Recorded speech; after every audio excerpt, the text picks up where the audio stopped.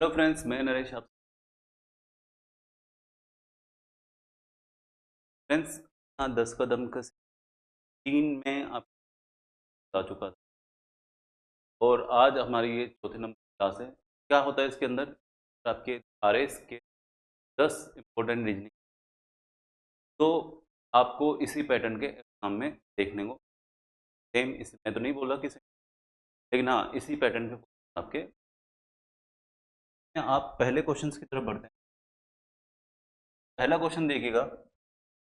पहला क्वेश्चन दे रखा है आपका सिलोजिज्म, लॉजिकल पार्ट है, एनालिटिकल।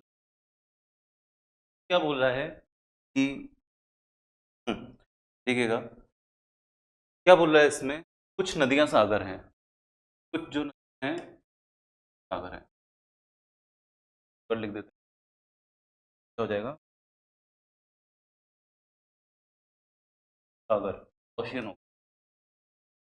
अब देखिए, सम ओशंस आर नॉट पॉन्ड, मतलब कि कुछ सागर जो हैं तालाब नहीं है। सागर तालाब नहीं तो हो ही सकता, तालाब को अपन, ठीक है। सभी तालाब झील, सभी जो तालाब है वो ये हैं, तालाब हैं लैक।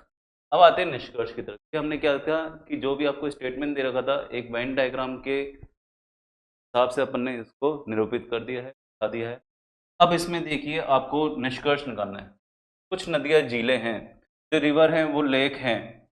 क्या हैं? क्या डायग्राम के हिसाब से तो दिख रहा है कि नहीं है, लेकिन क्या हो सकता है कि मैं लेक को इसमें भी ले ही सकता हूँ, ले सकता हूँ कि नहीं ले सकता हूँ, है ना?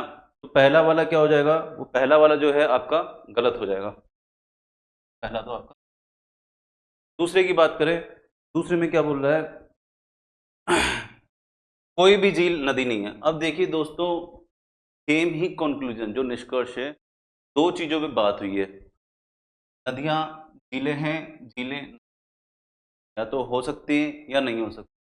तो ये दोनों ही क्या, या तो वाली कंडीशन निकलेगी, इसमें आपको सी इसका जो है आंसर हो जाएगा। या तो मतलब या तो फर्स्ट करेगा या सेकंड। अभी जो मैंने डायग्राम बनाया है उसके हिसाब से क्या हो रहा है, सेकंड वाला जो है वो सही बैठ रहा है, ठीक है। नहीं हो सकती। और क्या होता है सिलोजिज्म में, आपको गलत साबित करना। मैंने कहा था कि लेक को मैं यहाँ भी ले सकता हूँ, ठीक है, इससे कोई फर्क नहीं पड़ेगा। इससे आपके जो ये कथन दे रखे हैं उन पे कोई इफेक्ट नहीं पड़ेगा।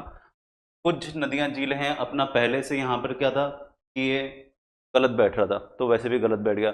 दूसरे में क्या है कि ये सही बैठ रहा है, लेकिन मैं उसको यहाँ भी बना सकता हूँ, देखो कोई फर्क नहीं पड़ेगा इससे, ठीक है, क्योंकि मना किसी की नहीं की गई है। तो इसलिए क्या होगा, इसमें या तो कंडीशन लगेगी, या तो फर्स्ट या तो सेकंड। सेकंड क्वेश्चन की तरफ बढ़ते हैं। देखिए, मिरर इमेज का है। यहाँ साइड में आपको इमेज दे रखी है, इसका पूछा मिरर क्या होगा।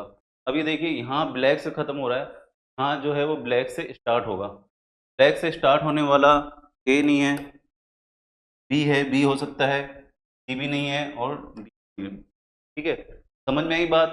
ब्लैक यहाँ पे खत्म हो रहा है, यहाँ मान लो एक मिरर लगा हुआ है, यहाँ से अगर मैं यूँ पलटी कराऊंगा, सॉरी, इसमें जल प्रतिबिंब पूछा है, जल प्रतिबिंब पूछा है क्वेश्चन में, मिस्टेक हो गई यहाँ पे पूछा गया जल प्रतिबिंब, ठीक है। जल प्रतिबिंब पूछा गया है, तो जल में कंडीशन दूसरी है। जल में कंडीशन क्या रहेगी आपकी? हाँ, नीचे लगा रहता है और ये पलटी खाता है। ब्लैक वाला जो है वो नीचे की तरफ आएगा, तो ए तो देखो नहीं हो सकता क्योंकि ब्लैक ऊपर ही है। ये भी नहीं हो सकता, ये भी नहीं हो सकता, सिर्फ डी में जो है ब्लैक नीचे दे रखा है, ये वाला पार्ट, ठीक है। तो डी इसका जो है सही आंसर होने वाला है। अगला क्वेश्चन देख। मिरर और वाटर इमेज के आपके क्वेश्चन आते ही हैं आरएस में। ये वेन डायग्राम का क्वेश्चन है। वेन डायग्राम में टोटली 3 टाइप के क्वेश्चंस बनते हैं। एक पूरा डायग्राम देके पूछता है, एक इस तरीके का आता है, एक न्यूमेरिकल आता है, ठीक है। इसमें देखिए क्या बोल रहा है, निम्नलिखित आरेख में वर्ग डॉक्टर को दिखा दें। जो ये हैं वो डॉक्टर हैं, ठीक है। व्रत जो है खिलाड़ियों को दिखा रहा है, ये जो है ये प्लेयर्स हैं। और आयत जो है वो क्या दिखा रहा है, कलाकार को। कलाकार को आर्टिस्ट कहा गया है, इसने क्या कहा है, आर्टिस्ट ही होता है। अब आपसे क्या पूछ रहा है कि उस नंबर का चयन कीजिए जिसमें डॉक्टर को प्रतिनिधित्व करता है जो खिलाड़ी और कलाकार भी हैं, ऐसे डॉक्टर जो खिलाड़ी भी हैं कलाकार भी, मतलब ऐसा एक नंबर जो तीनों में कॉमन है। जो तीनों में कॉमन है वो कौन सा है? वो एक 4 है। कौन सा है? 4 नंबर है। तो सही आंसर क्या होने वाला है? सी जो है इसका सही आंसर होने वाला है। अगले एग्जाम्पल की तरफ बढ़ते हैं। ये मिसिंग नंबर का क्वेश्चन है, एक बार आप देख लीजिए इसमें क्या लॉजिक लग रहा है, उसके बाद मैं बताता हूँ आपको इसमें क्या आएगा।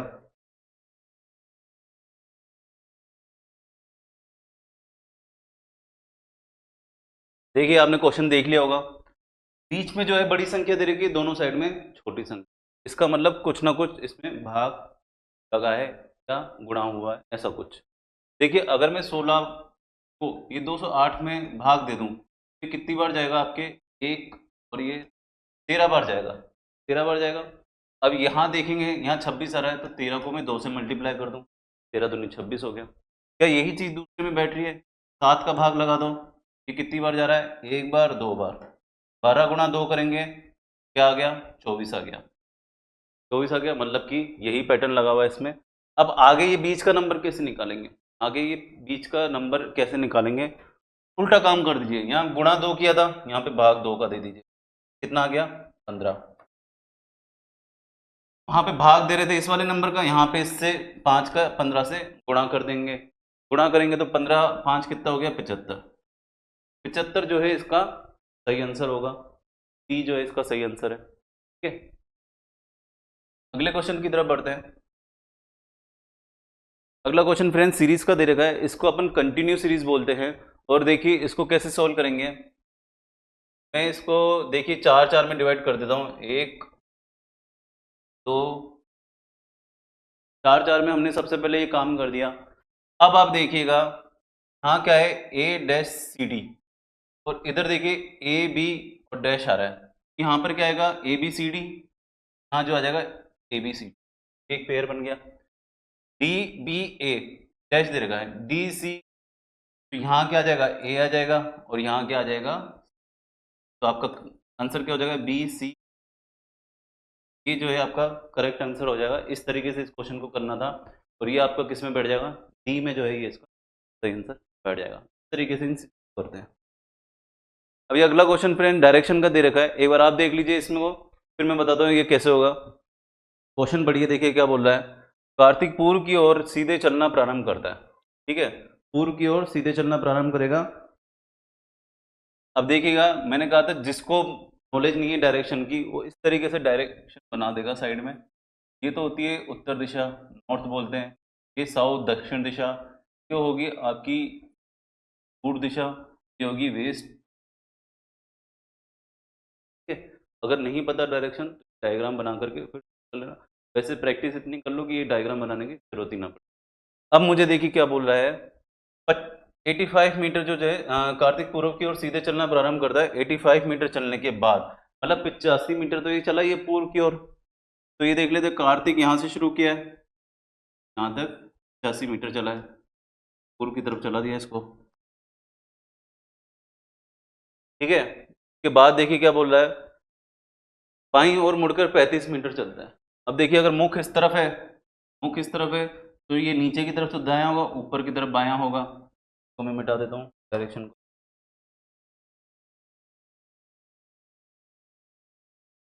ठीक है, ऊपर की तरफ चलाया इसको, और कितना चलाया? 35 मीटर चलाया। अब आगे क्या बोल रहा है, पुनः वह बाईं ओर मुड़कर 50 मीटर चलता है। अब देखिए इसका मुख किस तरफ है, तो ये वाला तो साइड दायां हो गया और साइड बायां हो गया। 50 मीटर इतना ही चलाइए, 85 मीटर के बराबर मत चला देना, 50 मीटर चलाया इसको। ठीक है, अंत में वह फिर बाईं ओर मुड़कर 35 मीटर चलता है। चलो भाई, पुनः बाएं मीटर बायां चला और 35 मीटर बराबर 35 के आ गया, और ये यहाँ तक का डिस्टेंस है। ठीक है, अब ये देखिए क्या बोल रहा है, वह प्रारंभिक बिंदु से कितनी दूर पर है। अब देखिए 50 85 में से सीधा सीधा 50 माइनस कर दीजिए, आ गया आपके, क्या आ गया? 35। ठीक है, तो 35 ऑप्शन में दे रखा है क्या? डी दे रखा है। बात समझ में आ रही है?